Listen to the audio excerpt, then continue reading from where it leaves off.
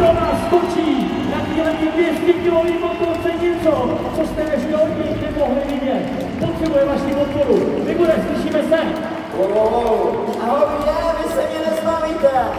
Dobrý den, dámy a pánové. Tohle je moje motorka Gaia. Společně jsme dali do cíle 2 Dakary. Jeden nám nevyšel, to jsme letěli dokonce z Rejdy. A to bylo poznamenýma obratema. Jmenuji se Gaia, stejně jako super jídlo, který dělám. A teďka, už ji tady mám, přátelé, já jsem si nemohl prostě, abych se nezajezdil. Dáme testovací čas? Vy stojíte? Vy stojíte? To vy jste možani!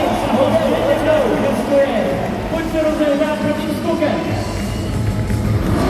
200 kg! Nejtěžší ústa, jak je těžká. Ale dobrý, vy pořád stojíte. No vy jste lásky, ale vy jste lásky, dámy a pánové. Za tu vaši lásku, co takhle tady tu 200 kg vesky otočit vzhůru nohama, co? Co vy na to říkáte?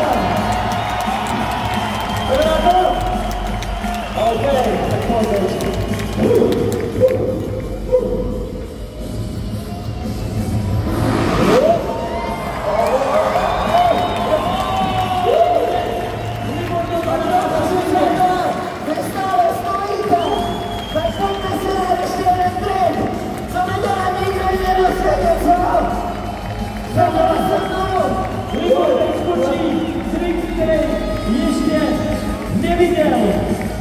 Přátelé, to si nedovedete představit, jaká je to podsta pro mě.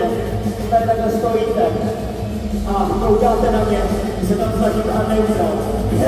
Tedy ještě neviděl světlo světa, ano, Libore. Chystáš se skočit něco, co jsme tady nejenom v této diaréně nemohli vidět, ale ani v kontextu celosvětovým, protože je to tvoje premiéra. Ale tohle to bude tak